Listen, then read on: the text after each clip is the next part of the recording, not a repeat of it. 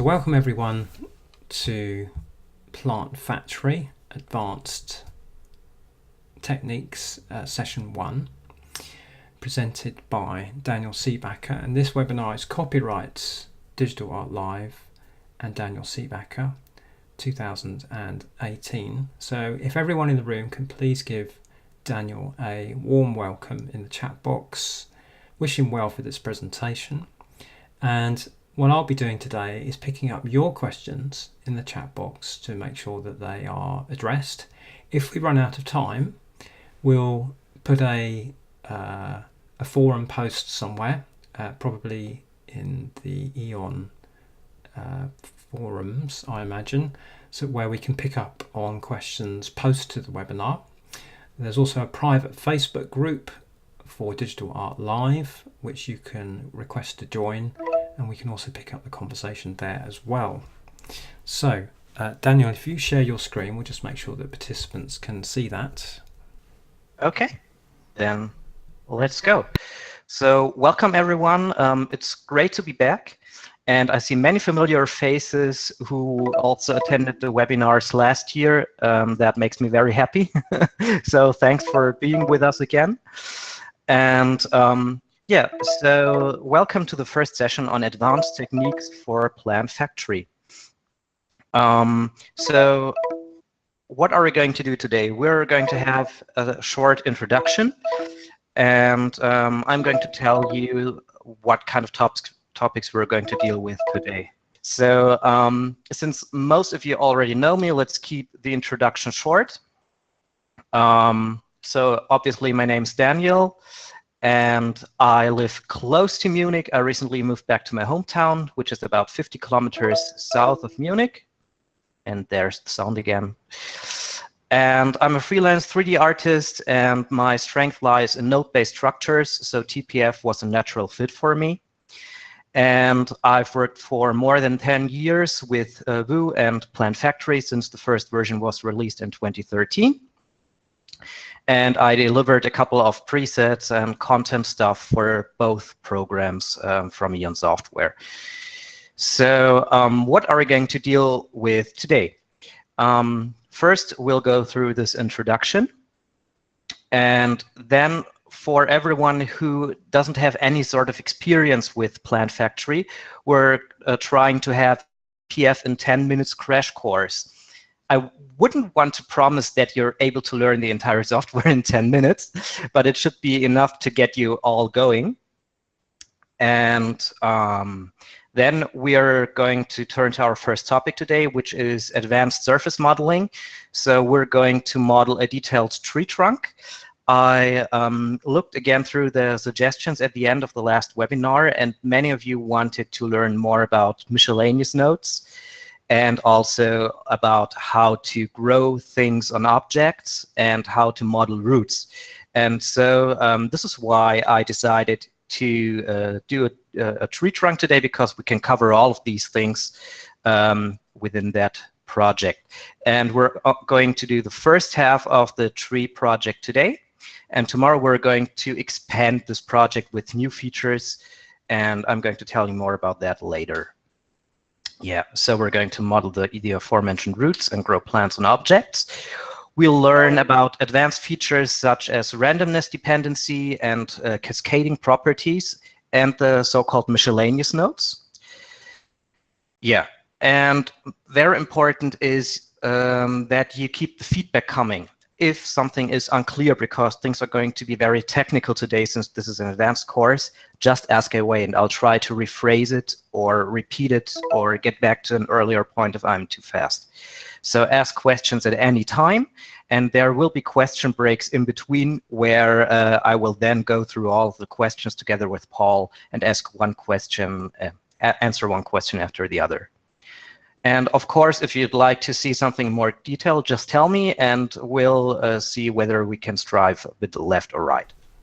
Well, I've had one person already ask for something. Karen is asking for, how about Zbrush integration?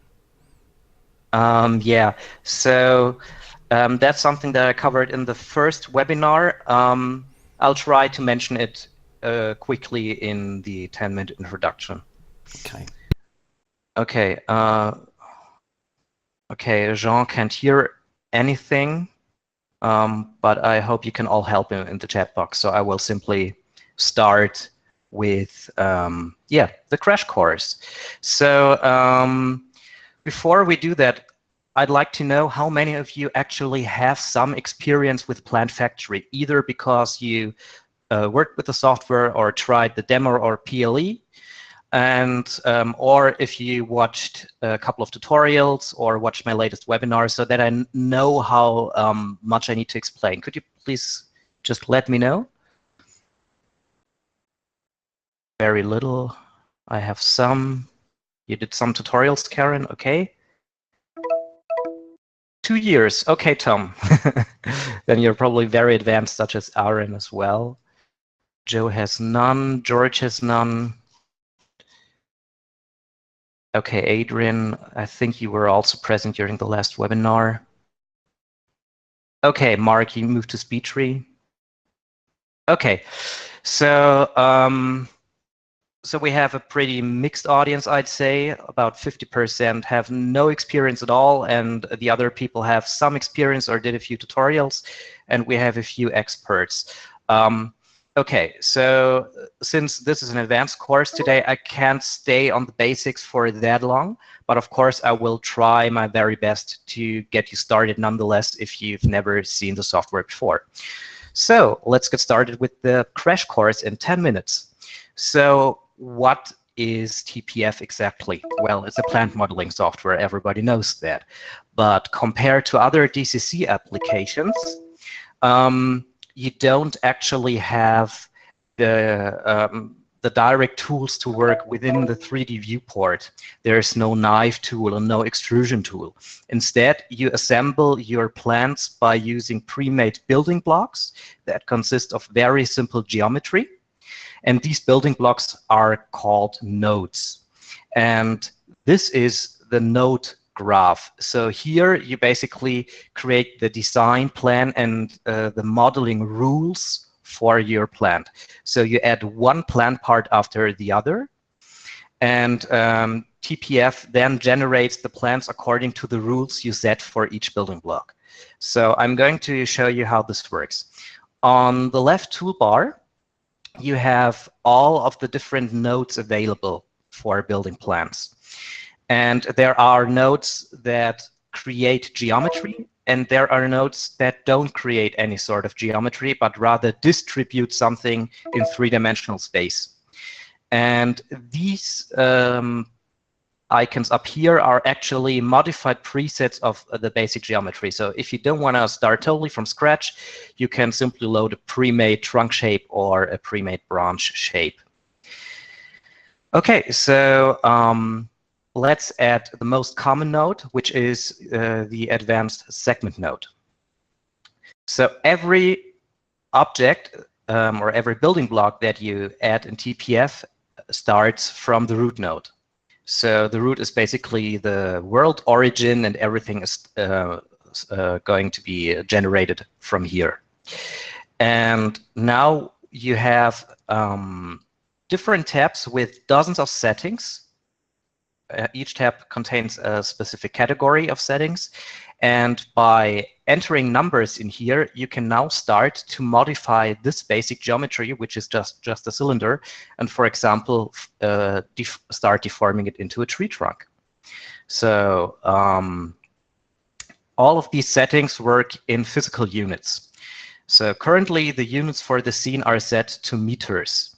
And you can set the unit under File Options. And there you can specify what unit one TPF unit corresponds to.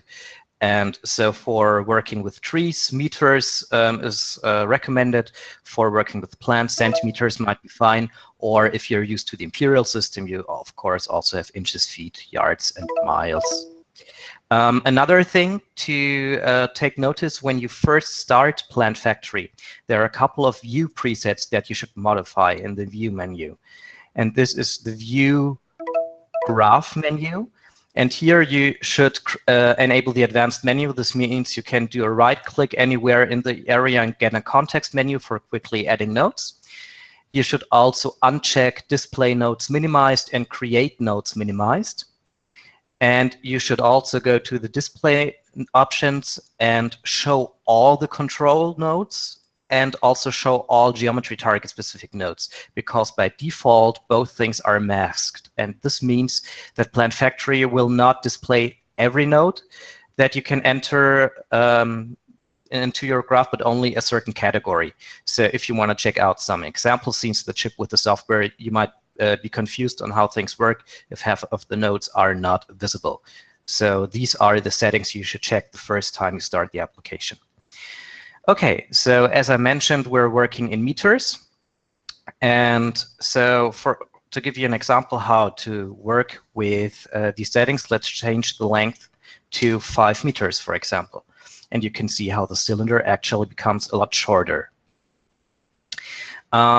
Next, let's set the radius of the cylinder. And currently the radius is set to 1 meter. That's pretty big. So let's set this to 0.25 meters, so 25 centimeters. And now we have a much smaller cylinder. And the interesting thing is that next to many of these settings, you have an orange filter curve. And this orange filter curve can be used to make this setting vary along the length of the geometry. So currently, we have the same radius everywhere, 25 centimeters at the bottom of the trunk and 25 centimeters at the top of the trunk. And by using this curve, we can make the radius vary along the height. So if I move this down, you can see how the radius is going to be reduced to 15% of what we had at the beginning. And to give you a more extreme example, this is what you could create as a strange shape. So now our geometry looks rather angular. It doesn't have many polygons. So in order to make this a little more rounded, we need more polygons. And you can add or remove polygons on the fly with these two buttons, subdivide less and subdivide more. So let's click this a couple of times. And you can see that we now have 4,160 polygons. And that thing is a lot more round. I'll change the curve also from angular to spline, and this should give us a smoother result altogether. Yeah, so by using all these settings, you can start deforming basic geometry into anything you can imagine. And now let's assume, I'll reset the radius, that we are satisfied with the shape of our trunk. I'll also rename the node to trunk. And it's time to add some branches. And for this, I'll add another advanced segment. And TPF is going to connect this one automatically, in theory. Yep. And now we actually have a new part of our plant. I'll rename that one to branches. And the branches now have a length of 10 meters. And let's reduce this to something more sensible, maybe 3 meters. And now if we go back to our trunk node, we have a new tab. And this tab contains the settings for all the branches. So where they should grow out from the trunk, how many should grow out, in which angle, where the growth should start, etc. So you can modify this to your liking. So currently we have 4 branches. Let me enter 8.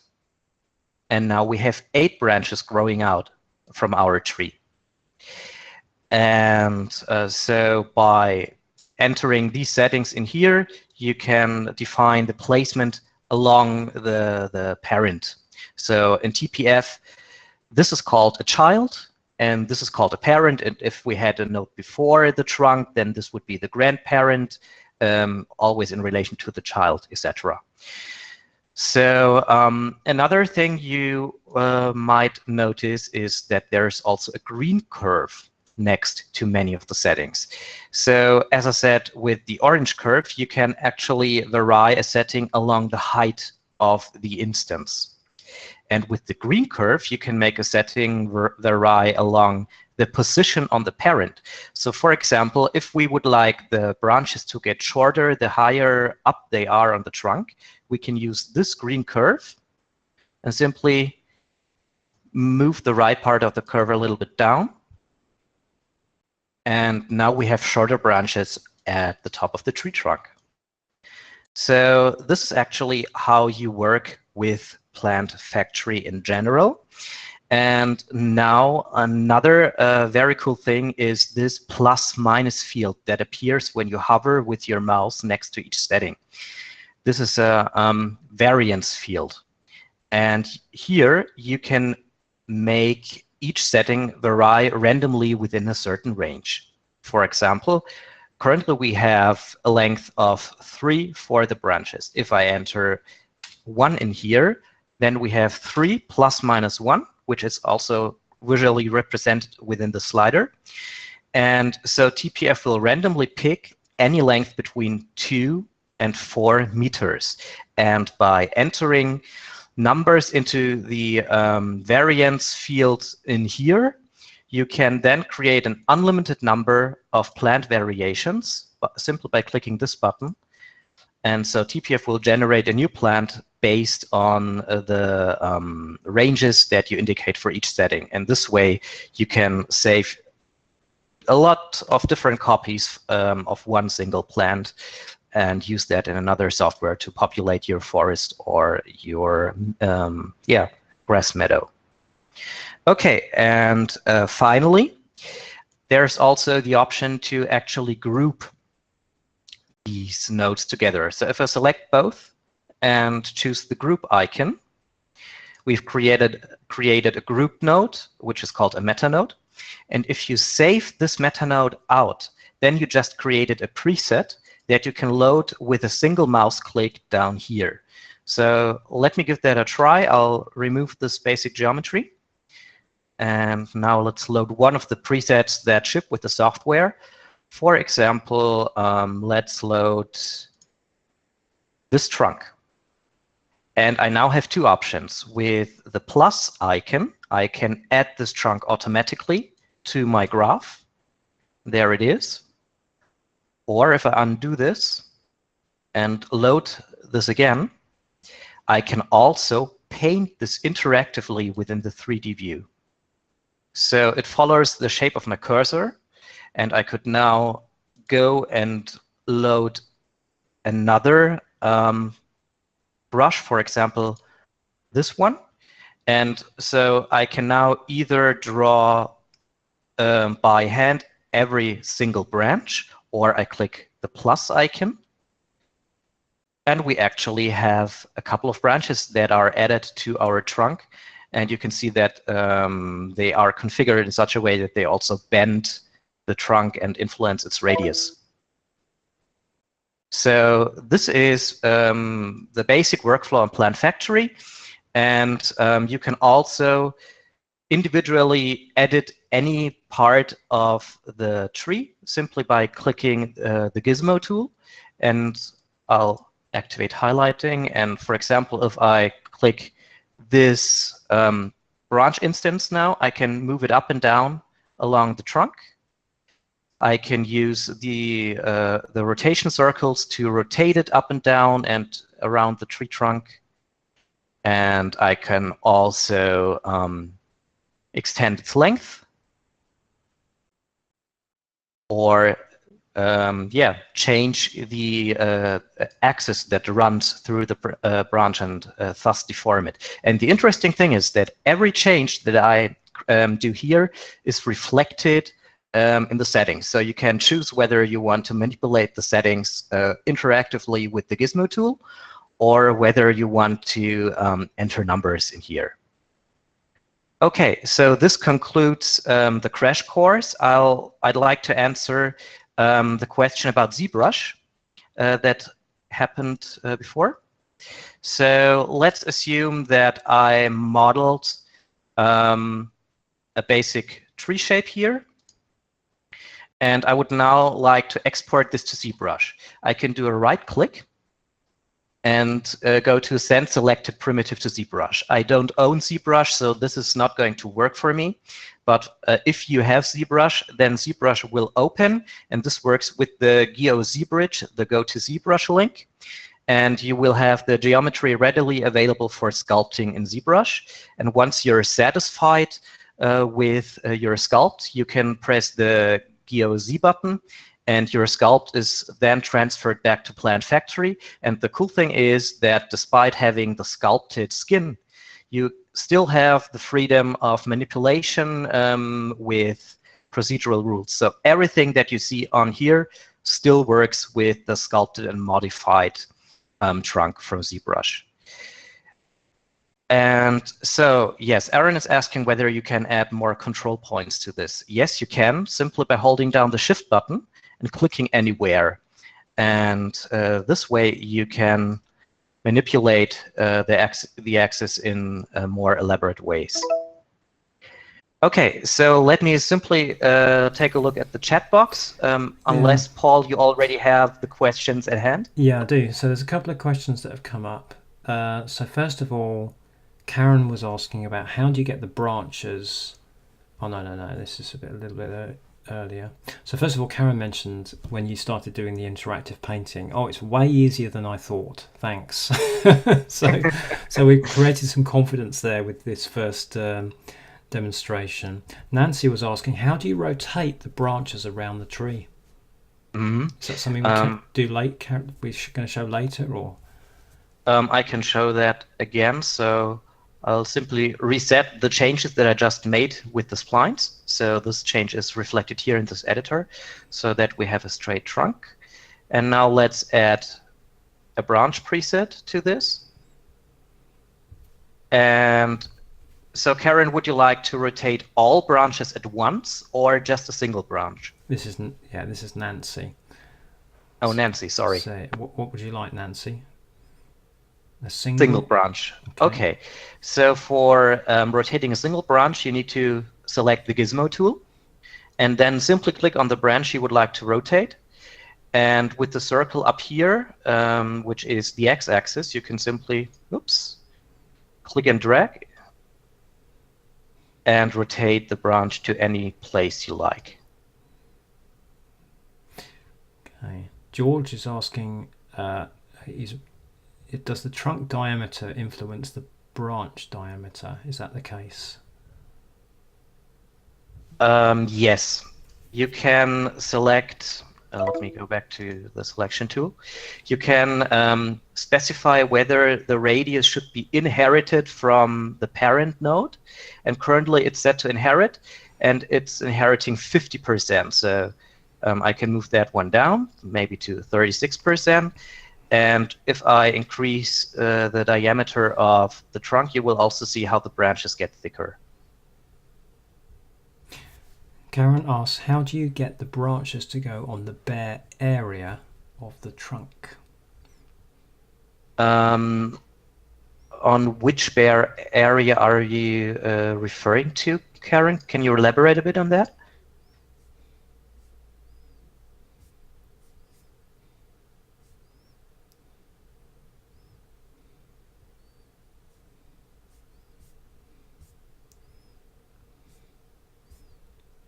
Okay. Okay. So you would like to not have them on parallel on the left and right. Yeah. Okay. So I'll simply delete that one and add another one. Okay. So if you go to the new tab that appears when you connect something to it, you do have the arrangement group. And here you can select how the things are placed. For example, they can be placed orthogonal or orthogonal alternate, in pairs, etc. So just note that the one instance that I just manually rotated, that change is kept. So that's the reason why it's pointing that direction. Otherwise, it would be here to the left and right. And in order to not make the branches all point in the same direction, you can use the coil parameter. And this parameter will move the branches in a circular motion around the trunk, so similar to a revolving staircase. I can give you an idea about that. So, of course, the more branches you have, the better it looks.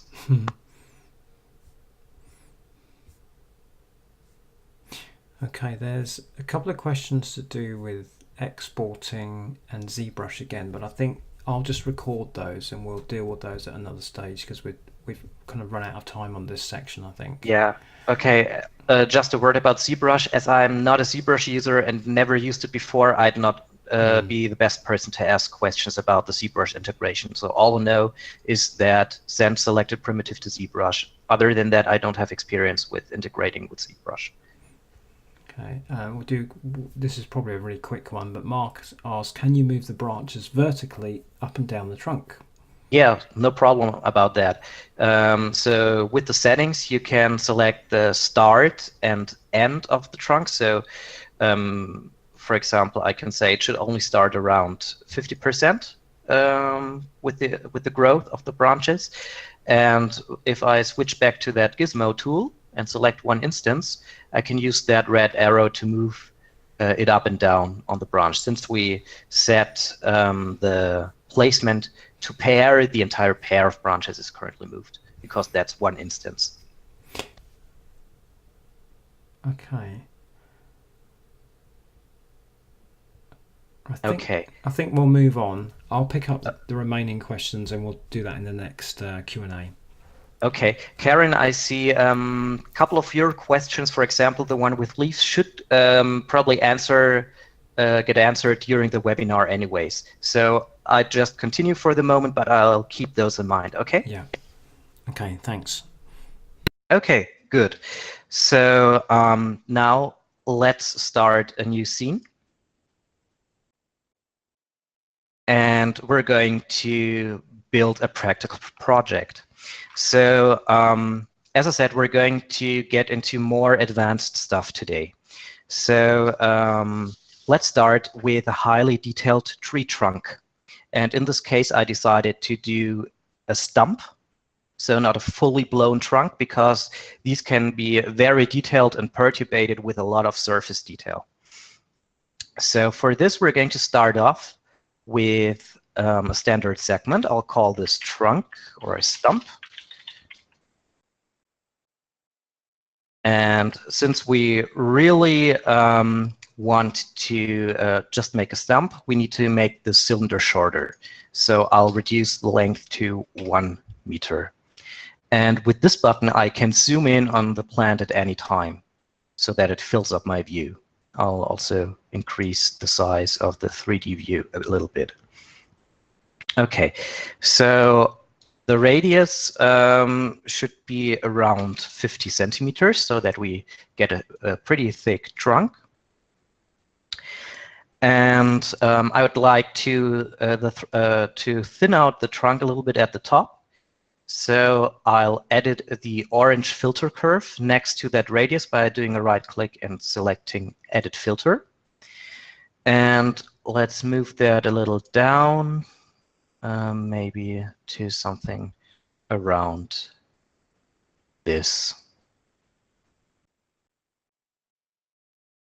Okay, so one of the things that I just demonstrated in the crash course was that you could edit the axis that runs through here, and that you can add new control points by simply doing Shift plus click, and then you can manipulate the trunk or the axis in any way you want. And once you manipulate this in here, this setting becomes active. And this is, of course, the axis that we just manipulated. And by clicking on this pencil icon, you get a dedicated editor that visualizes the axis that actually runs through that trunk. So instead of doing this in 3D here, you can also do this within this axis editor. And the nice thing is that you can move the axis in just one dimension. For example, just here along the x-axis or along y or a z. So this is an alternative approach. And you can also save this axis and thus build your own library of basic growth shapes. And we're not going to use that feature in the trunk, but I still wanted to show it to you that it's there. So I'll do a right click and reset this to our straight axis. So, but one thing that we are going to use is the section editor. And this section editor actually represents the section from the top, from the bottom to the top of the geometry. So we're going to use this as our first step to introduce some advanced surface modeling. So I will add another subdivision for deforming this. And before I do this, I need to go back to the very beginning and add some points in here.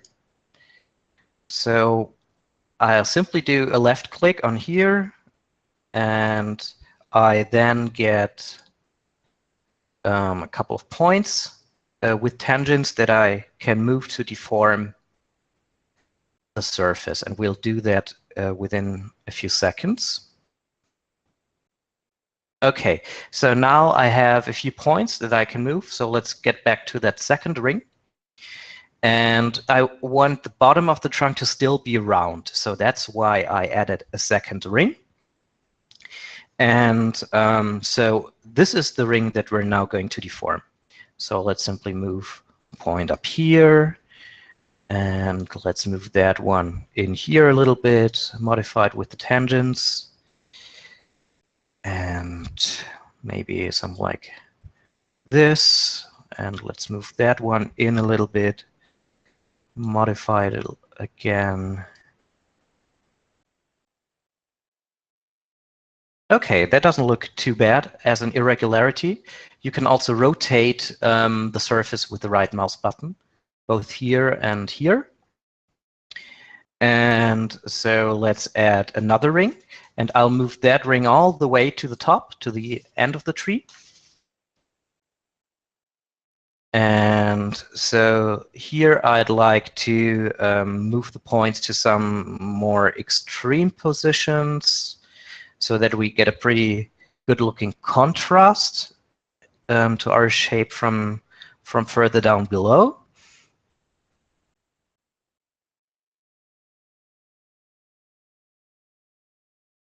Something like this maybe, and let's move that one in.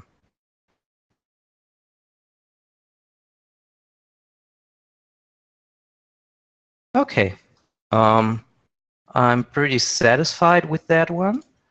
Maybe a little something over here.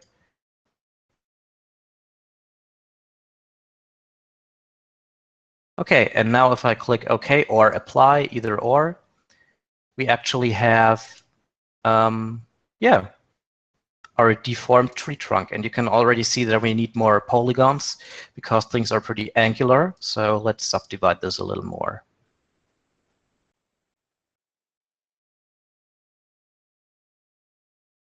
Okay, so next up, one of the main features that we're going to explore today is that you can unfold every node by clicking the plus icon, and then you get a list of all the settings on here. They are represented in the different tab categories. So for example, if I unfold the segment category, I can see all the settings that I entered here. And this works twofold. For once, I can view at a glance what the settings of my node are. And the second thing is that you have inputs here. And with these inputs, you can actually control each setting externally by another node. And so you can link different settings from one part together with another setting. And so if you modify that external setting, everything that is linked to it changes at once. And so what we'd like to do is we'd like to introduce more detail into the surface of our trunk. And to do this, we can use fractals. So since TPF is within the same ecosystem as Vue from Eon, all of the nodes that you know from Vue, all noises and fractals and mathematic nodes and filters, etc., they all ship with TPF as well. So we can now edit a fractal. So I'll go to the fractal category, and let's choose a simple fractal. And so with this simple fractal, I would like to displace the outer shape of the tree trunk. And you can find the displacement setting on the materials group. So in order to actually see anything, we will go to the group segment body displacement and check this checkbox. So currently we don't have any displacement source applied to it yet, so we can't see anything. So we need to connect something to that source. So the preset is that you can load an image map in here, but we would like to use this fractal, so a procedural solution that we can modify to our liking. So let's set the displacement amount to 1 so that we can see a stronger effect. And let's now go to the Materials tab, where we're currently on, and to Segment Body Displacement. And let's connect the source of that displacement to our simple fractal. So we're not seeing much at the moment because the fractal settings are pretty huge. So the fractal settings also work in physical units. So you can see that the current average size of the shapes that the fractal generates is about 10 meters. And that's, of course, a little much. And so we need to lower this down to, I believe, something around 1. That should do the trick, probably. And I would also like to change the fractal noise that's going to be used from Perl noises to something that is more suitable for a bark shape. And one of the suitable patterns is the flat patterns watercress. And suddenly you can see that we have a lot more going on in our trunk. Let's subdivide this a little further so that we can see the shapes more clearly. Okay, so I think we still need to make this a little bit smaller, since this is going to represent an old worn bark structure. So I'll scale it down along the x-axis. And I think Y is okay. And I'd like to stretch it along the height. Yeah, so we're now already looking at rather, yeah, more bark-like structures. Okay, sorry, my mouse wheel is sometimes going a little bit crazy, so that's why the zoom function is a little rapid every now and then. Okay, so this is a fractal that I'd like to use for the bark. And in addition, I'd like to give this a little bit more defined geometric shape. And for this, I have a ton of different options. And here I would like to simply filter that fractal through a strata filter. And there are actually two kinds of strata filters within TPF and Vue. These are located in the filter category under recursive. And so the difference is that the normal strata filter only works in 1 dimension, or sorry, 2 dimensions along X and Y.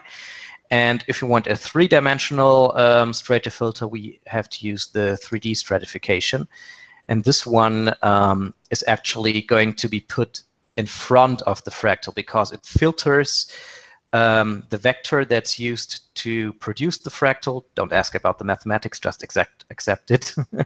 And it's going to filter that before the fractals actually going to be computed. So let's increase the strength of that filter a little bit. And I'd like to make this 10 times as strong along each axis.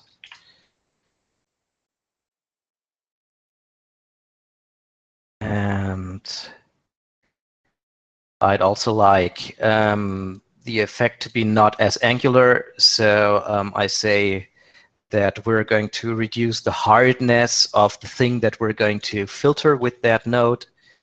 And let's put this to 0.1. And that looks already a little better. Okay, so now we have a rather detailed tree trunk, and I can now go to a couple of your questions. So the first question that I see from the bottom is, can displacement resolution be adjusted? Well, you can adjust the resolution of your tree at any time. So simply by clicking plus or minus, you can add more or less polygons to it. And this will affect the detail amount of the displacement, of course. So if you have less polygons, then the displacement is going to be a lot rougher. And there are various meshing options, of which we'll go into more details tomorrow. So you don't even always have to rely on an automatic algorithm for adding or removing polygons. You can specify the exact amount of polygons manually that you'd like to use. So Karen, you're asking for a render. Yes, that's possible. So with this button here, you can do a render of your scene. And I'd like to render this to a separate picture viewer. So let's give this a try. And that's a preview render. You can see that we have a very low resolution currently, so the rendering is very coarse. So I can do another render with increased resolution. See what that looks like. Yeah. So you can see that we still need more polygons, but this is also just a preview render, so the quality is pretty low. Displacement presets to use for beginners, Nancy. No, not really.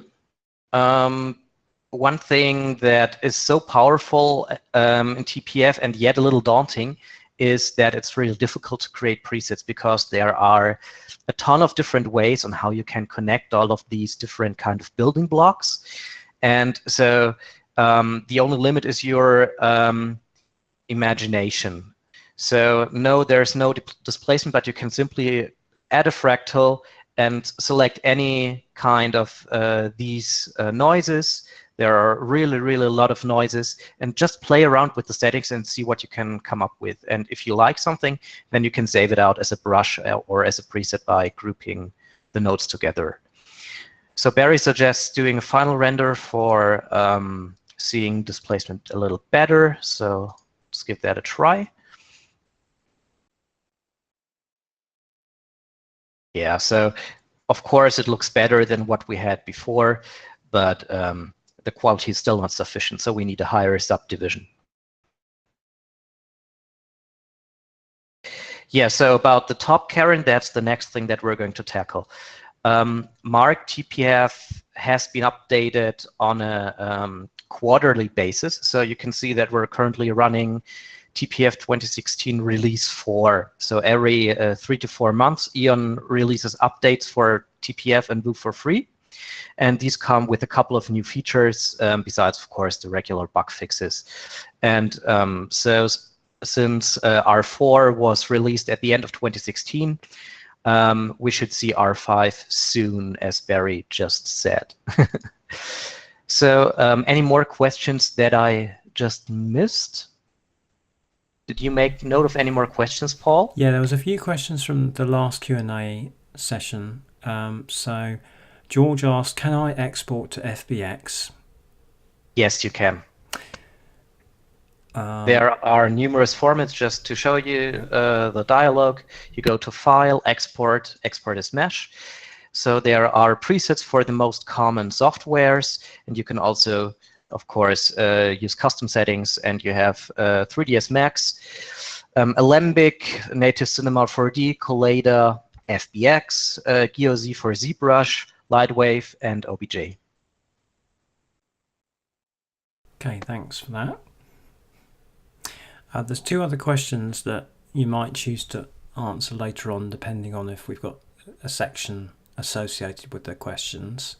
So Okay. Karen says, how about making branches appear naturally instead of doing one at a time? So I think she was talking about some kind of random placement of branches when you were first demonstrating that in the last section. Okay. Were you referring to randomness, Karen, or did you mean something else? Randomness, yes. So randomness is actually created simply by entering anything into that plus minus field behind each setting. So let's assume that this was the setting for the placement height of the branches. Then you could enter a variance in here so that not all the branches start at the same height. The same goes for angle. There are filter curves for adjusting the density so that more branches are placed in the middle or at the bottom or at the top. So you have all these options. Okay, I've got a couple of really interesting questions here. But again, let me know if you think you can answer this in a different section, because time is moving on. We're over the halfway mark now. So George is asking, can I attach alternate objects to branches? For instance, can I grow hammer objects in places of branches? Yes, you can import external meshes. There is a specific node for this. It's the object node. So if I add that one, I do have the possibility to load an external object. And so if I were to load a hammer model, then this hammer would be distributed around that tree stump according to the rules that I set here for the distribution in the newly created object tab. Okay, I really like this question from Jim. How hard would it be to add a few mushrooms growing on the tree stump, I think, or the bark? So theoretically speaking, it wouldn't be too hard. You just need to build the mushroom, and then you connect the mushroom to the stump. And then again, you have that tab, which will then determine the distribution of the mushroom that you just connected here, and you can place them wherever you like. And that's actually something that I've been thinking about for tomorrow. So growing mushrooms. Could be that we're going to tackle this tomorrow, but I'm not entirely sure that as of yet. Fantastic. Thanks for that question, Jim. That's great. I do have another question from George, but I'll save that for later. Let's move on. Okay, great. So I think we need to move a little quicker due to all the questions, which I really appreciate, by the way. So let's say we're now satisfied with the detail of our trunk. So per se, of course, we can always increase the resolution. The next step is to add some roots to this. And roots were one of the things that were requested the most at the end of last session. So there are actually two ways to add roots to trees or to trunks or whatever. One is the root flares option. If you click this one, then you can add sort of the base of roots to a trunk, but of course no roots that really extend down on the ground. So in order to do this, I'll turn that off again. In order to do this, we're going to add another advanced segment node, and we will form this advanced segment into our roots. And we will then place these roots at the bottom of the tree trunk. So Christian's pretty excited about roots. I know he was one of the people who requested them, Barry being one of the others, I remember. Okay, so let's take a look at our roots. So just give me a moment. Yeah, there we are. Okay, so the first thing is that we'd like to decrease the length of the roots. 10 meters is a little too much. Then I would like to set the radius to something way smaller. And for this, I'll use a radius of 10 centimeters. And I'd like the radius to decrease so that the roots get thinner and thinner at their end. So for this, I'm again editing the orange filter curve. And I'll move that down to 0. And maybe do it something like similar to this. And you can now already see one problem. There's not much left of the roots that are now sticking out of our tree trunk because we displaced the surface of our trunk quite much. It covers a lot of the length of the trunks because usually everything that you connect starts at the spline or the axis that runs through the center of the object. So right now about 50% of our roots are within our trunk. So let's change this. We'll go back to our tree stump node and notice the new tab that now appeared that we connected our roots. I'll simply rename them to roots first level. And so the name on the tab automatically adapts to what I enter here, unless I override it. And down here on the placement group, we can see where the placement should start. And let's change this to surface of the segment. And this looks way better. So now our roots will start from the surface of the segment. While we are at it, I'd like to adjust a few other settings. So I'd like to introduce some variance to the number of roots that are going to grow out of that trunk. So I enter 4 plus minus 2. And apparently my mouse battery is empty, so I simply have to charge it up. Sorry for that. Okay. And I would like the roots to be placed more at the bottom of the trunk, obviously. So for this, I will edit the density filter. So again, with this curve, I can define where most of the roots are starting to grow. And I would like less roots at the top of the trunk.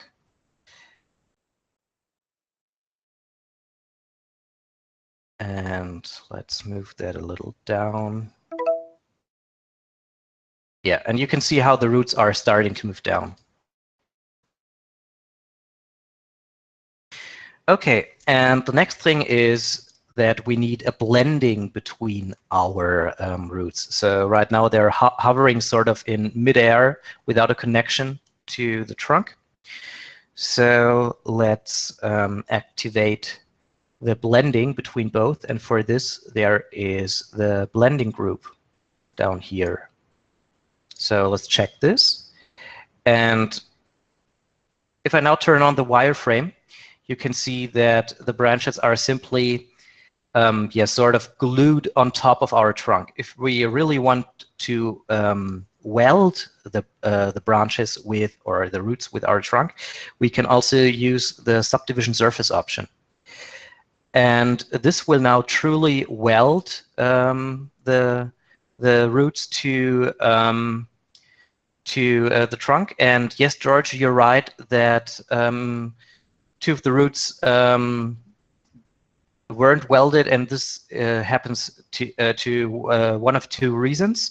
One being that there's simply not enough space left. You can see that the welding of the upper root goes down to here, and so there's almost no space left around that root. So we can fix this either by moving that root to another place, which we'll do in a couple of moments. Or the second issue is that there's simply not enough resolution available for blending the roots in this place. Okay, so I'll simply adjust the blending length a little bit because I think that's a little long on the child. So for this, I have the setting child width. Let's reduce that a little bit. And this already looks better. And there's also later on the option to blend the materials once we're texturing our trunk and the roots. So I'll simply increase the blending for texturing later on. So nothing to see here for the moment. Now I'd like to adjust the angle for growth. So if I set this to 0, you can see that they are growing straight orthogonal from the trunk. And I'd like them to grow a little more towards the ground. I mean, the roots after all. So let's move this angle into a negative range, something around 20 degrees. And finally, we're back to this coil setting, which will rotate the roots around the trunk so that they don't grow in perfect pairs.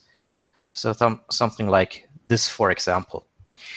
And now there's one setting that's pretty interesting, and this is the whorl setting.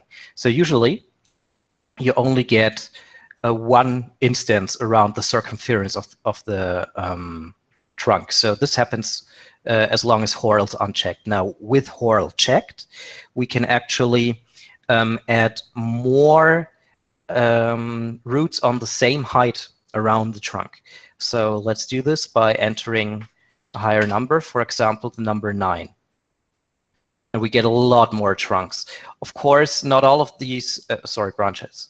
Not all of these branches or roots can now be blended accordingly with the trunk because there's not enough room left for them. But we shouldn't worry about that at the moment. So this is a pretty nice thing, but of course we have too many roots now. And so I would like to reduce the amount of roots the higher they are up on the tree. So for this, I'll use the orange filter curve because remember that even if we are controlling the roots, we're actually currently editing the tree trunk. So this is the position along the tree trunk. So that's why we're editing the orange curve. So let's move that down so that we don't have whorly branches at the top. Yeah, so we have a lot of whorl branches at the bottom and single branches or roots at the middle of the tree. And finally, we also need some variance, I mean. And so 9 plus minus 4. Now, here's one advanced feature that I intend to show to you today. You can click with the left mouse button on the name of any setting. And this will open up a context menu. And here you can set a so-called randomness dependency. And this is what I'll do now. So let's go to set randomness dependency. And I would like to make the whorl variance depend on the numbers of roots. I'll explain that in a moment. So let's go to the current geometry, so our trunk, and we'll go to the roots tab and here to the distribution group and to number. Okay. And so what this is doing is that we now linked the variance of this and this parameter together. So in other words, if PlantFactory chooses a higher number down here for the amount of branches, then PlantFactory will also automatically choose a higher number down here for whorl. So there is now a direct relationship between these two settings, and this is represented with a green outline. So in other words, if PlantFactory chooses the maximum number of 6 for the branches, then PlantFactory will also at the same time choose the maximum number of 13 for the whorl setting. And on the other hand, if it chooses the minimum number of 2, it will also create less whorls, namely 5. And if I click again on the setting, I can now go to Edit Randomness Dependency that we just created. And this will open a random range editor. And so here I can actually use another filter curve if I wanted to, and define whether this dependency that we just created should be treated linearly by PlantFactory, or for example, if we'd like PlantFactory to use this non-linearly, something like this.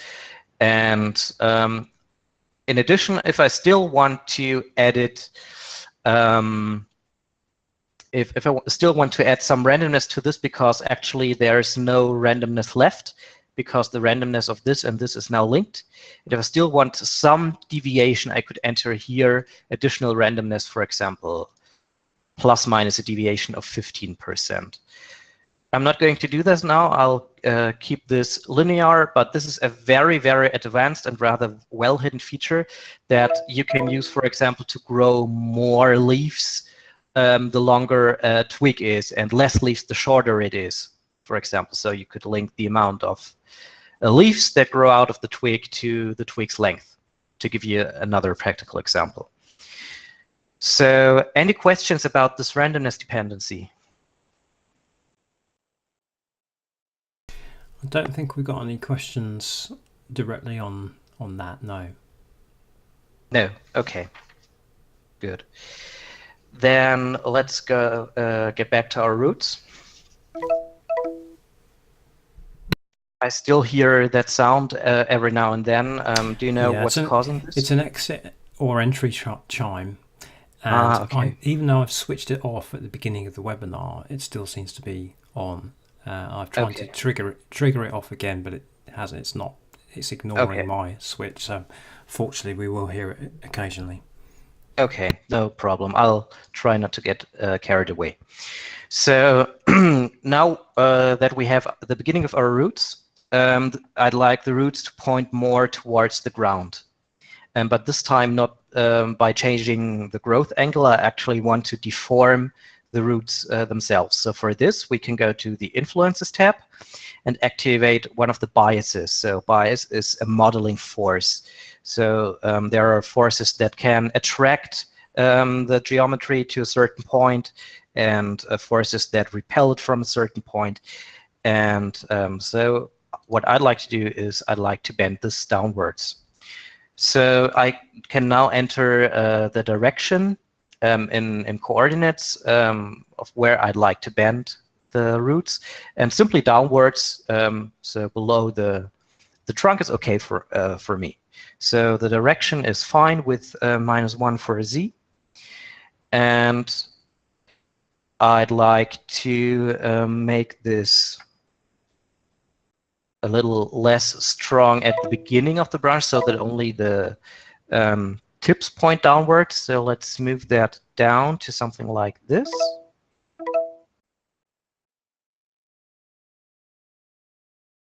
Yeah, looks good to me. And maybe let's increase this to something more extreme. I'll try a value of 10. Yep. There we go.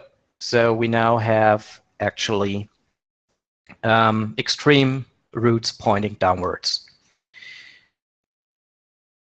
Okay, so I'd also like to displace the roots so that the transition matches with the tree trunk stump. So again, let's expand the segment group and go to the Materials tab, to Segment Body Displacement. Let's connect that fractal to the source again. And in order to see anything, we need, of course, to also activate that displacement. And let's make it a little stronger. For example, something like this. Yeah. Now we have a very detailed tree with displacement applied to the roots as well. So George, you're asking whether that can be randomized on a per root basis. Are you talking about the direction? Okay, yeah, certainly. So to give you an example, let's say 10 plus minus 5.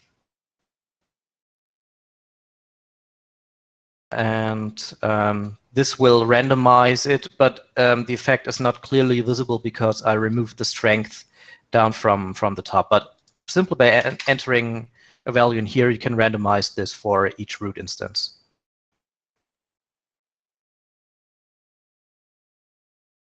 Okay, so I'll take a look at your link later, George, and during the next question session.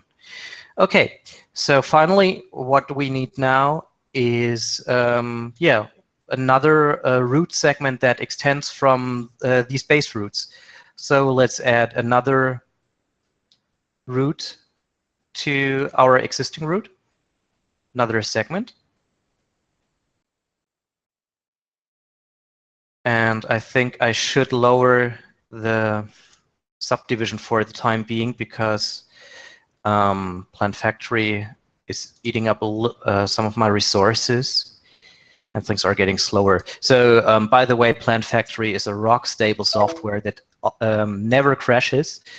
And as long as you have a good computer, it's almost impossible to make this thing crash. It's really, really, really well done. And I think everyone who saw my last webinar can confirm this fact. We didn't have a single issue within 5 hours. Okay, so again, we need to shorten the length of our newly created roots. So let's use a value of 2 meters. And again, you can see that the radius is inherited. 50%, I think that's fine. We just need to thin it out again until the top. Yep. And this looks better. Okay, so now we need to make these roots a little bit more gnarly so that they don't look like a straight ruler. So for this, we can go again to the Influences tab. And here there's the axis perturbation group. What this will actually do is that it will add noise to that invisible internal axis or spline that runs through the roots. So let's increase this a little to something around 0.5 maybe. Yeah. And this already looks a lot more like roots. Carrots? Barry, I don't want to know what the carrots in UK look like. Okay. So I think that's it for these roots. Now you're wondering, okay, oh, by the way, I think I'm going to displace these as well, roots second level.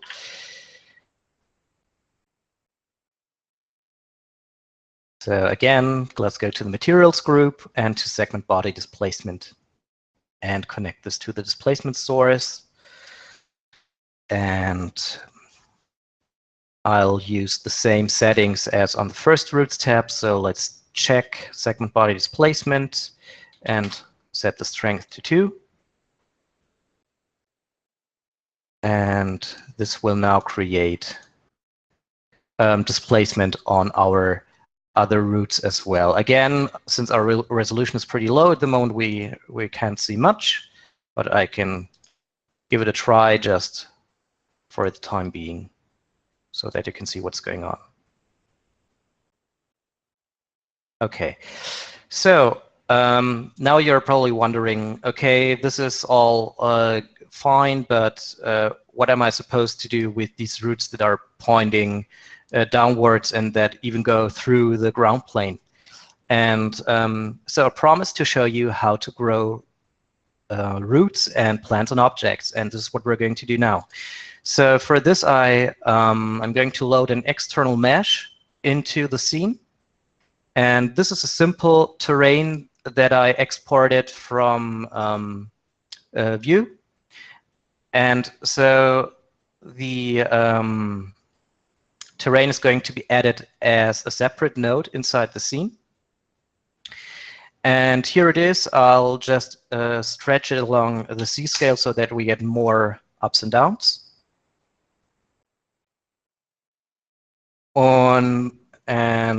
So you can already see that something strange is going on, and you may be wondering what exactly. So in order to activate the growth function, you have to go to the Meshing tab up here, to the Global Biases tab, and here you can select all of your objects that you imported into the scene, and you can see that TPF automatically activated the growth on the terrain. Now, what's happening? Why are many of the roots disappearing and not adapting to the terrain at all? This is due to a setting on the Children's tab. So by default, here's a checkbox which is called Avoid Mesh. And this means that you can make certain parts of your plant actually try to stay away from an imported mesh so that things don't directly grow inside the mesh. This is good, for example, if you want to grow a tree along a wall. But since we're now talking about the ground, we don't want the roots to avoid the ground. So let's untick this. And let's also untick this for the other Children's tab. And yeah, so this fixed one thing. TPF doesn't try anymore to make roots grow away from the ground, but it's still not hugging the object. And in order to make the roots hug the object, we have to go to the influences group, and I'll do that for both nodes as once. So I just select both nodes and go to the influences group, and now I check the interactions checkbox. And I can now select whether it should only interact with the ground plane or with the object or with ground and object. And so by selecting ground and object, you can see what's happening. Here we are with our roots, and they now follow the contours of our terrain. At least those roots do that actually grow close to the terrain. So you can see that there are a couple of roots here and there that grow higher up in the air, and since they are too far away from the ground, they don't hug it. But this is how it works. And here are two settings. With the prune setting, you can make long veins or roots actually disappear after a certain distance. So if I would set this to 1 or to 0, you can see that many of the roots actually get removed. So in order to make sure that all of the roots maintain their full length, let's say set this to a huge distance, for example, 100. And there's now a perturbation ratio setting, which does exactly the same as the axis perturbation that we just used. But this perturbation ratio only applies to parts that actually hug the ground. So we can make the parts that grow in the object more perturbated. So let's use a value of 3.65, for example, plus minus 1.5. And this makes things a little bit more interesting. And now if I switch to the gizmo tool and click the root button, I get the translation and scale gizmo. And I could now move the tree to another position, for example, and you can see how the roots actually start to adapt to our terrain object. And this is how you grow stuff on objects in PlantFactory. Any questions? There was a question from Barry a little bit earlier. He says, could you add a divide node on the root connection to decrease the displacement? Barry, are you referring to the connection between the fractal and the segment body displacement? So to these blue lines here?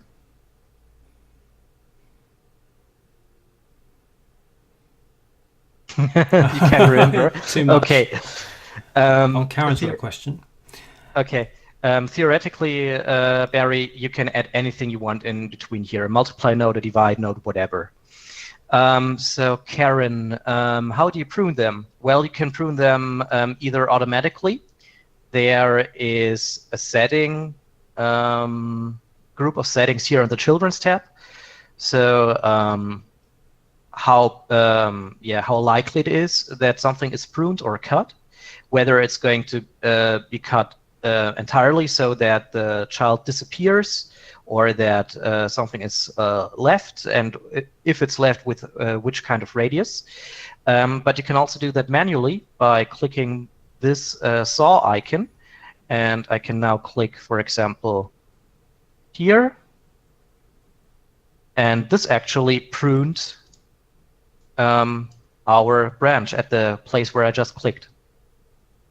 And of course, you could also adjust the growth settings so that things simply grow closer to the ground object. I'm really enjoying this today. I'm thinking about the type of scene setting and storytelling that you can do with creating, these root systems and with a tree. So you think about all of the stories that create such a fantastic atmosphere with the realism of roots. So you've got the Whomping Willow in Harry Potter, haven't you? That tree. You've got the Dagobah system, the Dagobah planet in The Empire Strikes Back. Where Yoda's teaching Luke in that kind of very rooty looking forest. So I think for the storytellers in the audience, I think this is a great tool to produce these kind of very realistic roots. Mm-hmm. Aaron had a good point. He said you can also simply select the corresponding root that you want to get rid of and press delete, and the instance is gone. So that's also a possibility to remove these kind of roots. So Karen, you're asking if the pruning is kept in an ecosystem. No, it isn't, because the pruning is, it depends. If you prune a single branch, which is what I just did in here, then this only applies to this very plant variation. And if you load another variation of a plant, this one will not have any sort of pruned root. However, if you define global pruning rules, as I just showed you on the Children's tab up here, then these are rules that apply to every plant variation. So it's up to you whether you want to prune just one individual branch on one individual plant instance, or whether you want to define a rule that applies to all generated plant variations.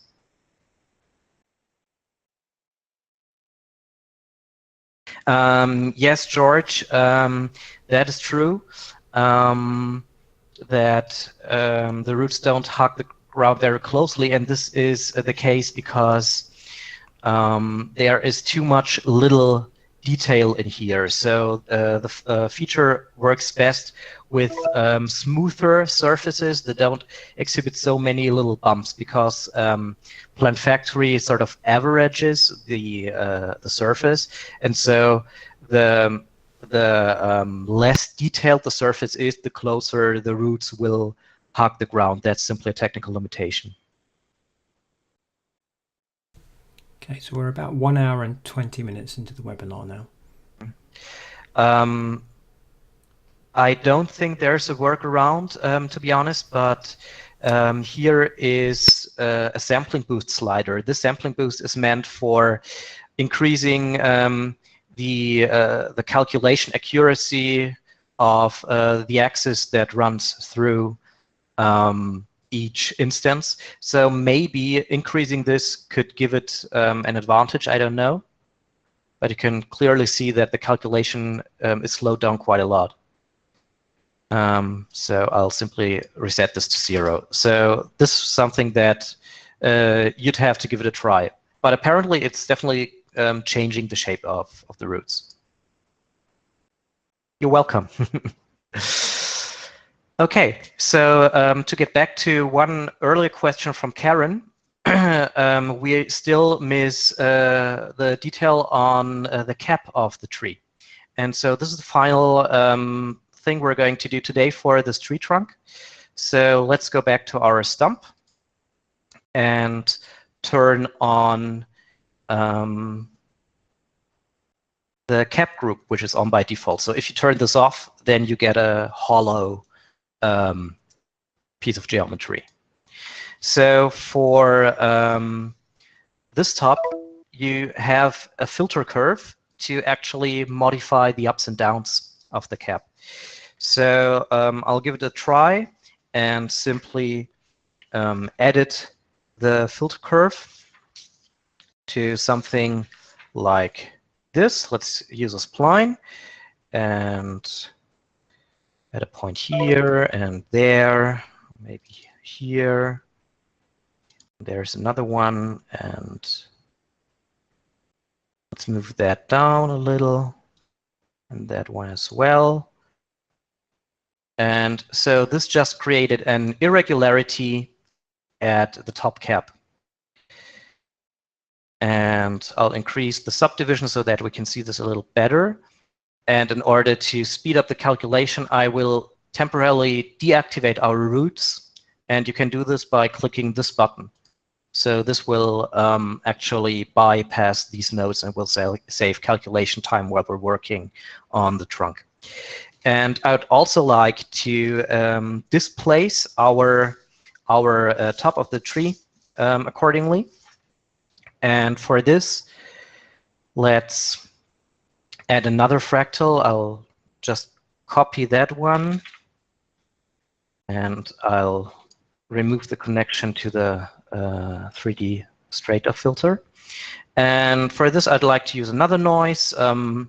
And I found that the chipped noise looks pretty good.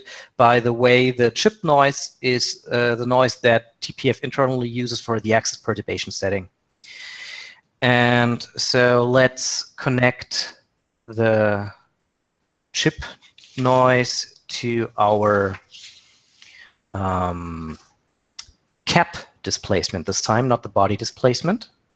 So I'll unfold the cap displacement. Again, let's create a source here. And then I need to also check the cap displacement. I'll also smooth the border between the surface and the cap.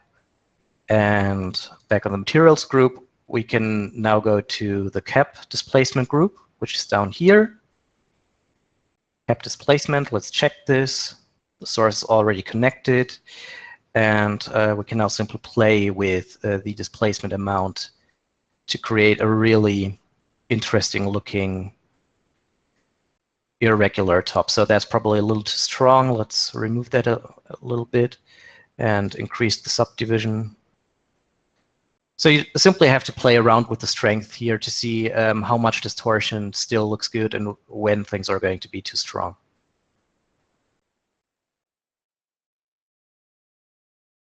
And maybe I'll also reduce the displacement amount a little for our main trunk. It's a little too strong. Okay, so let's activate our roots again.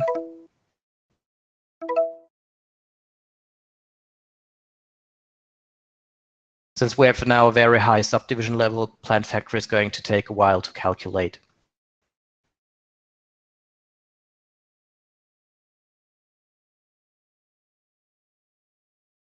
Yeah, you can see we have almost 700,000 polygons now, but also some very, very detailed shapes on all of the roots.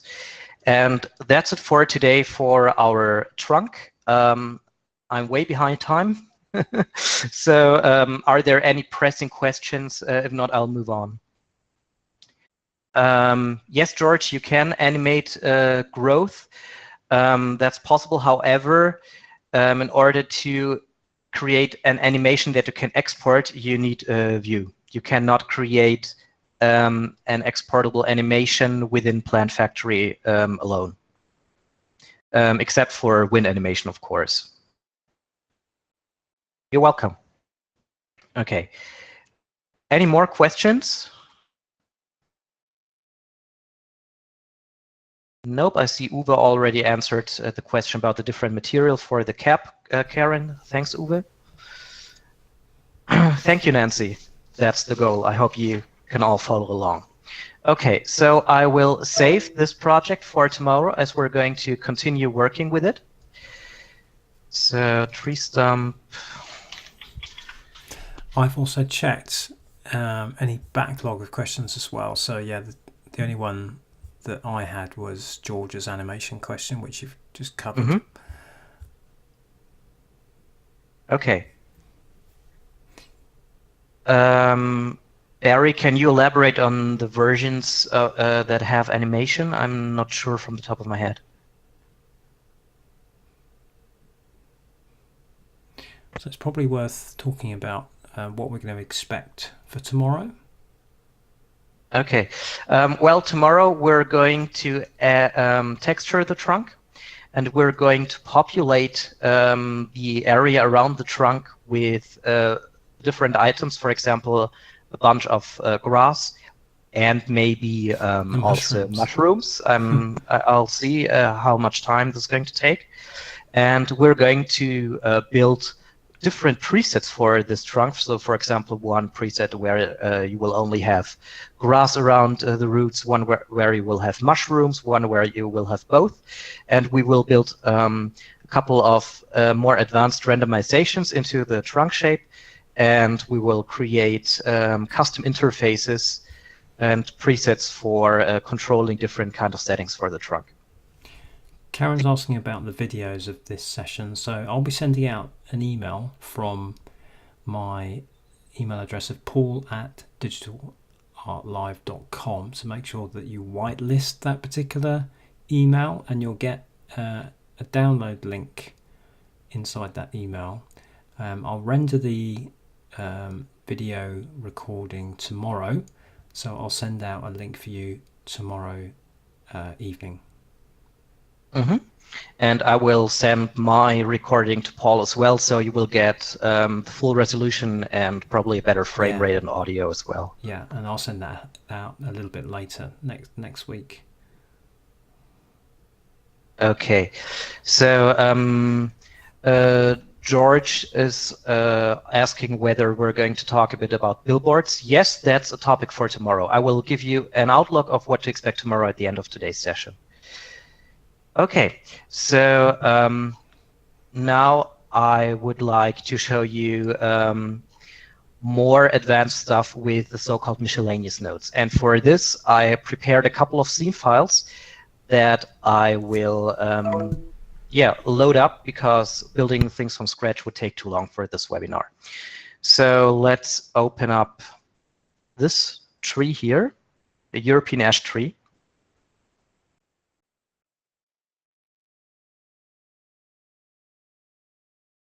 So this is going to take a moment to load. Okay, there it is.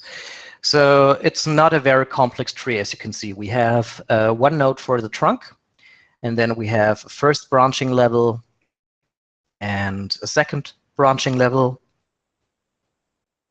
And on the second branching level, we have optionally a third branching level, and attached to there are the twigs that carry the leaf. So the twig is that tiny thing running through the middle of the leaves.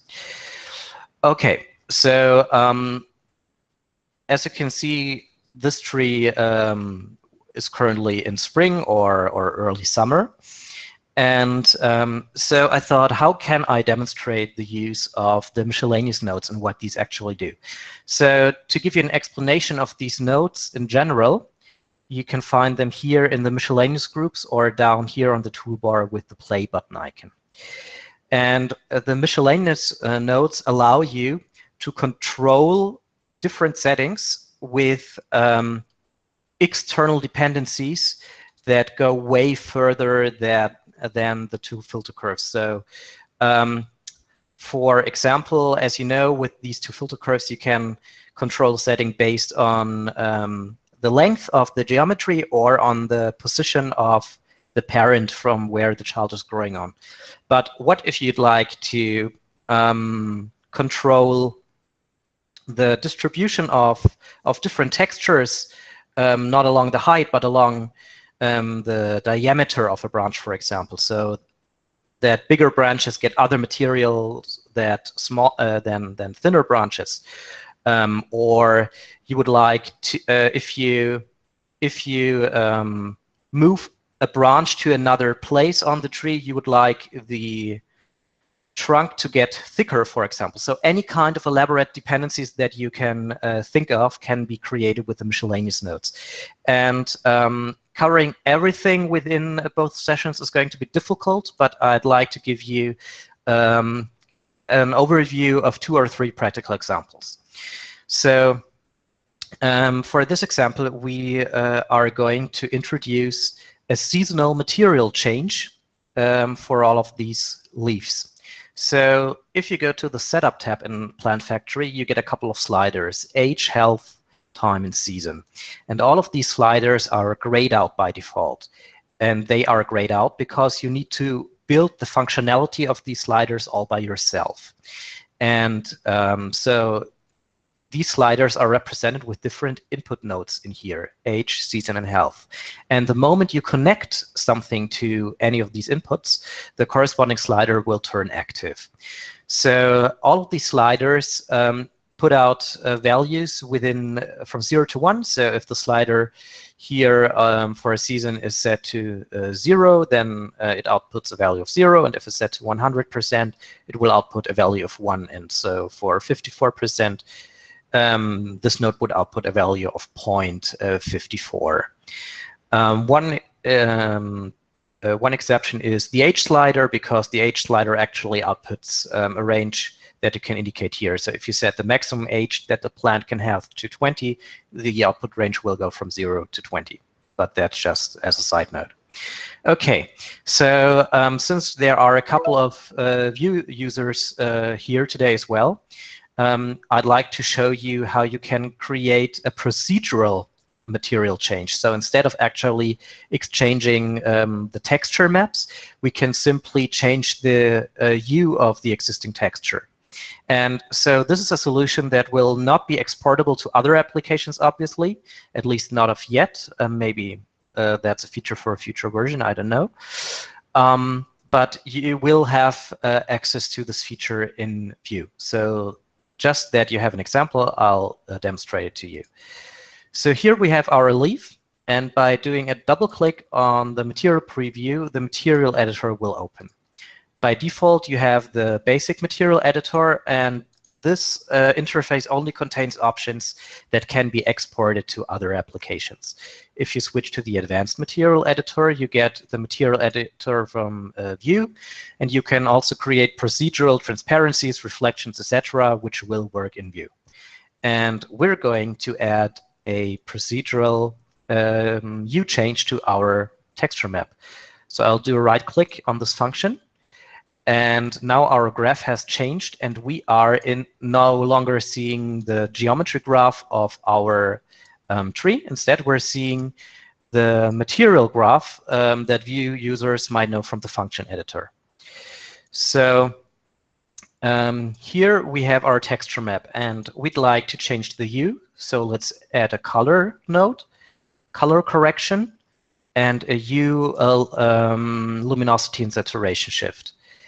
I'll connect the texture map node to our color correction node, and then let's connect the color-corrected output to the color channel of our material. So if I now use that U-shift slider, you can see that the material actually changes in hue. Since this is a procedural solution, this cannot be reflected in the 3D viewport, but you will see it when you render it. So basically what we'd like to do is that we would like to control this U-shift slider with the season slider, so that when we move the season slider moves the U-shift slider and the hue of our texture map changes. So for this, we somehow need an input from the season slider in here. So let's add an input node, and the input that we're looking for is called object specific. Let's load this one up. And within the object specific node, we can now select our season slider. So whatever value we set our season slider to will come out of here. And if we now simply connect our season slider value to the U-shift value, moving the season slider will interactively change the hue of our texture map. Since this is only a small demonstration, I'm currently not limiting the range of the hue change, so that we can quickly get an effect. And in order to make the season slider active, we still need to add just one single node to it. So let's simply connect a filter to it. That's not going to do anything, but now our season slider is active. And if I do a render, I'll do a preview render again. We should be able to see that the color of our leaves is no longer green.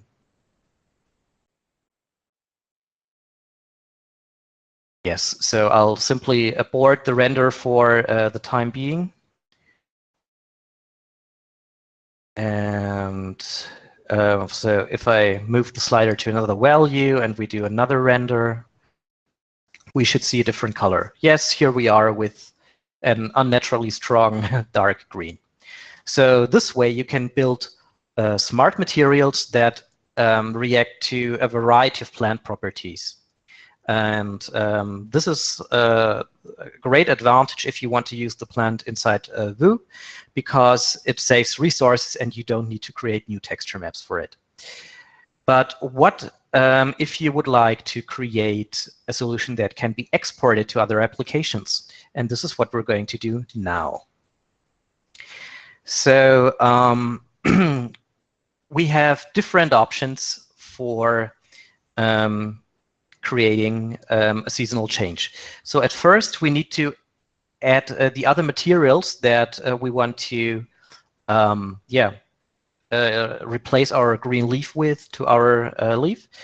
I already loaded these materials into the scene. So I will click the plus button in the leaf node to add another material. And for this, I will select the next material, transition from green to yellow. Let's add another material, and this is going to be our yellow leaf.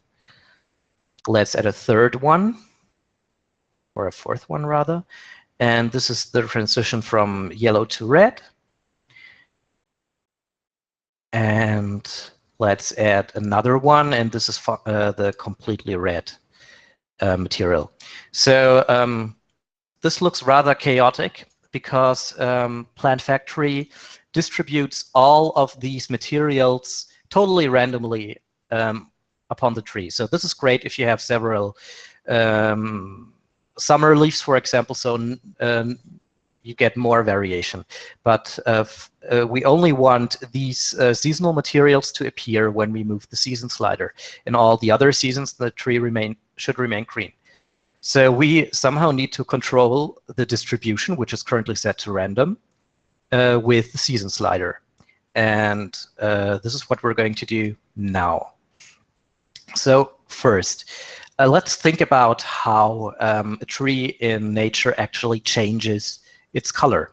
The tree usually starts with the color change on the top. So the first leaves that will turn yellow slowly will start in the top, and then it will go further down along the height of the tree. So we would need a way to control the material distribution along the height of the tree. And fortunately, there is a way to do this. And for this, we are going to use one of these miscellaneous nodes. And this is the parent parameters node. So what does this node do? Well, it's similar to what we just saw on the material graph. You can select first the kind of geometry part in the tree where you would like to have the dependency. So actually, the trunk runs all the way up to the crown. So we would like to influence the material distribution based on the height along the trunk. So let's select our trunk. And as the property, let's select the position along the trunk. And now I will expand the leaf node, and I will connect the distribution to the parent parameters. And this will return for every single leaf how far up on the trunk it is located. And so this looks a lot less chaotic. Still not what we're looking for, but we now have a proper distribution of colors. So how does this distribution actually work? PlantFactory uses for the distribution a number between 0 and 1. And the position along the height of a geometry is also expressed as a number between 0 and 1.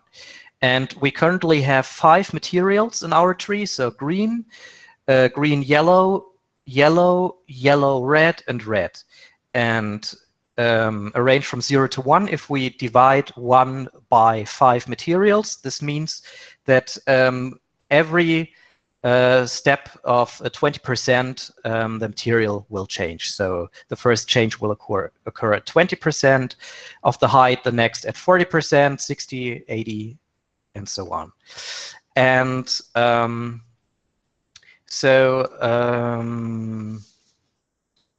we now need to somehow tell PlantFactory that we only want one leaf color at a time along the branch, along the trunk, so that we first have green leaves, then the next color, then the next color, and so on, and not all 3 colors at once. And to do this, we can actually simply add a filter to this, and this is an offset filter. So what does the offset filter do? It will move this value between 0 and 1 by the value that we enter here. So if I connect the offset filter, you will quickly see what's going to happen. So now we moved all values very close to 1, and 1 is our final material, the last material that we added to the leaf node, and this is our red material. So since we now have only values close to 1, all we're seeing is the red material. If I now move down the offset, bit by bit, you can see that we're actually sort of moving that gradient that we had before up and down. So by going more towards the negative range, we're approaching our first material, which is the green material. So by using this offset slider, we can create exactly what we're looking for. So we start off with only green leaves at the beginning, and if we move the slider further to the right, the leaves will gradually start to change the color until we end up with a fully red leaf. So obviously, what we need to do now is to control this offset with our season slider. And we only want, of course, that the offset is changed when the slider is around fall. So this is probably from 40% to 65%.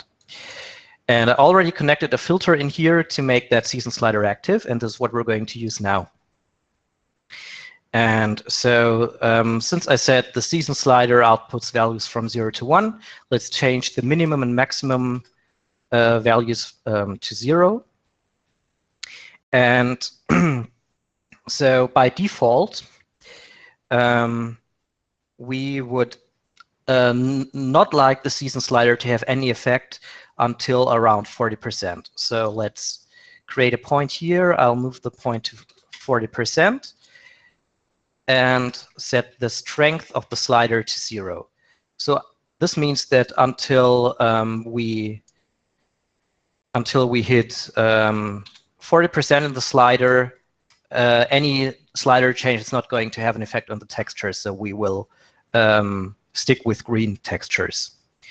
And I would like the textures to completely change to red when the slider reaches 65%.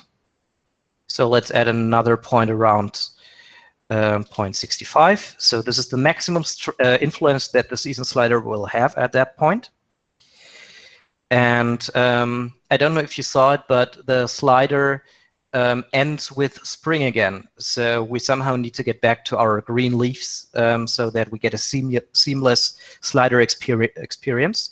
So let's say about 90% we would like to change back to spring colors. So there we are, and I simply need to move this point down.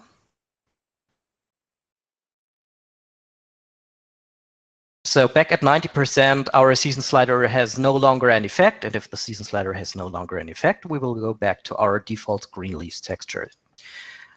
Karen, about the removal of leaves in winter, that's something that I also intended to show today, but I think we're running out of time. So I'll simply load up the ready-made scene after I showed you the workings of the material distribution. Then you can see that it's possible to remove the leaves in winter. Is that fine with you? Okay, great. Good. So now we have defined the range where the slider will actually have an effect from 40 to 65%. So we still need to figure out how much we need to move the offset until our entire tree becomes green. And of course, I figured that out before the webinar. So if we move down to about 0.73, our entire leaf, our entire tree should be green. Ah, sorry, negative. Or it's not positive. Yeah. So this is the offset value that should remain all the time when the season slider has a strength of 0. And the point where the plant turns red is actually 0.56 in the positive range. And for that, we now need to change the range of our season slider. So currently it outputs values from 0 to 1, and we need to change these values to the minimum and maximum offset values that I just mentioned. So let's add a node that does just this, a map filter.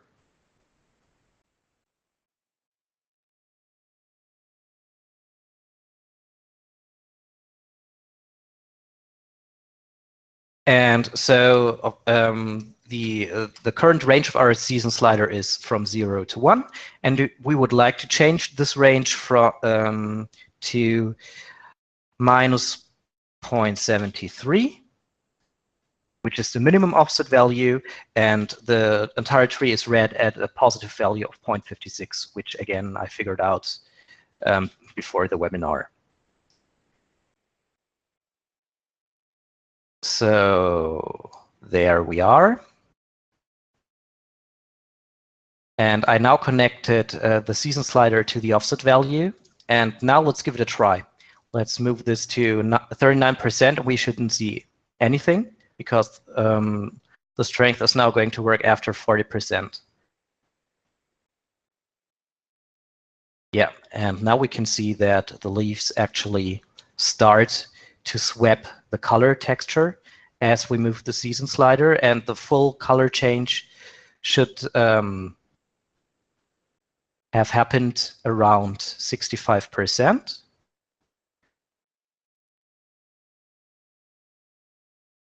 Yeah, and now our tree is totally red. And now if we go beyond 90%, it will be suddenly back to green because our offset value is now moved back down to minus 0.73. And now we just created an exportable material swap. So exportable in the sense of if you create an animation of it in Vue, you can export the texture change as well, or you can simply go to the setup tab and tell your art director, hey, you need a tree in fall. No problem, just tell me which colors you need, and you simply move the slider and you can export an autumn version of that plant to your favorite DCC application. Any questions about this? We'll only have time for one or two questions. Unfortunately, I think we're out of time. Yeah. The setup on other plant types. Yeah, you can build this for any kind of plant you want. You just need to figure out the ranges, and there are countless possibilities of how to do this. And actually, one thing that I cannot show you how to build from scratch, but I'll show you the effect it has nonetheless, is another control node. So let's say we don't want to control the leaf color change by altitude, but we want to control the color change by how far the leaf is located outside on the plant, because the real season change not only occurs along the altitude and height, but also leaves that are located the farthest outside change also earlier than leaves that are located at the center of the tree. So there's another node for this, another miscellaneous node, and this is distance to root.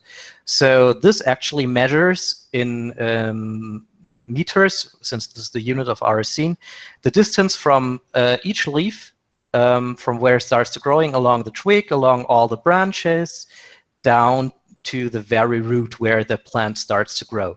And if I connect this distribution,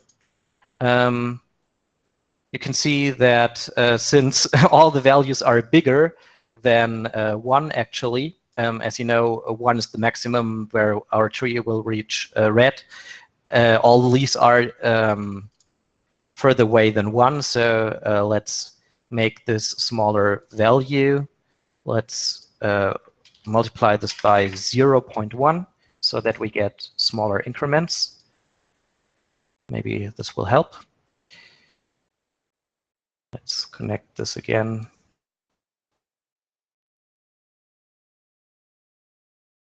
.01 maybe. Oh, okay. You can see that we now have a color change occurring first on the leaves that are the farthest away from the root.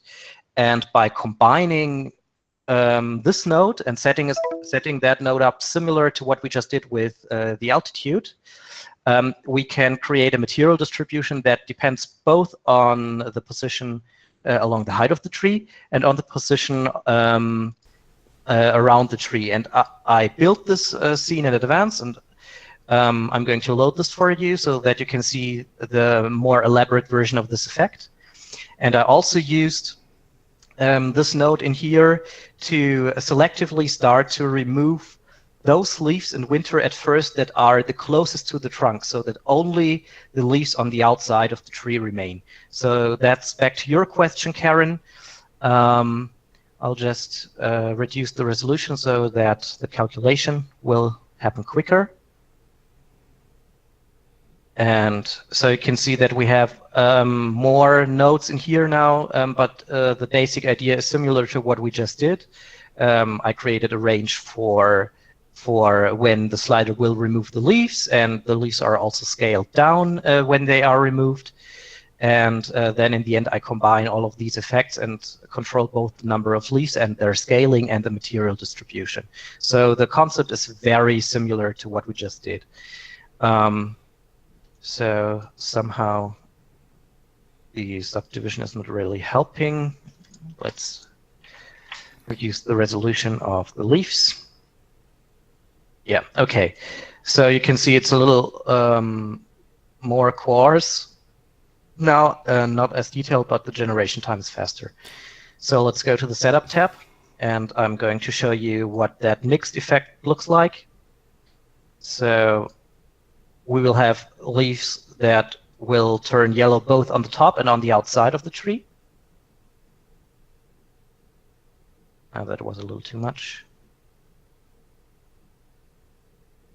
Yeah. Something in between, maybe. Yeah. So you can see that the leaves start to turn yellow from the top, and also some leaves start to turn yellow that are far away on the outside. So I blended both effects of the miscellaneous note here, and this results in a totally realistic fall coloring, close to nature. Daniel, what we can do is pick up on any bits and pieces of this tomorrow, at the beginning of tomorrow's session. If you think I'm almost done. Yeah. And so this is kind of the leaf removal that you can now see. So the leaves are getting smaller and are going to disappear the closer they are to the center of the trunk, until only the outer leaves remain. Again, all done with the same control node. So this concludes today's session. I will move a couple of bits and pieces in tomorrow's session about other miscellaneous notes, and I'll also show you another growth example for growing a plant on an object. And we will further work on our tree trunk to explore the creation of custom interfaces and some other miscellaneous notes. And we will also talk about level of detail and billboards for game integration. I touched upon this during the last webinar, but rushed through it, and we're going to get more in-depth with that tomorrow. And also we're going to take a look at the auto growth node, which I also just mentioned very quickly in the beginner webinar. So these are the topics for tomorrow: more miscellaneous nodes and dependencies, more auto growth, and custom interfaces with our tree trunk. And if you're lucky, some mushrooms as well. Who knows? All right, okay. Thank you, everyone. I'm going to close the webinar. If you have any more questions, just keep them coming, and we can maybe do a question session at the beginning of tomorrow.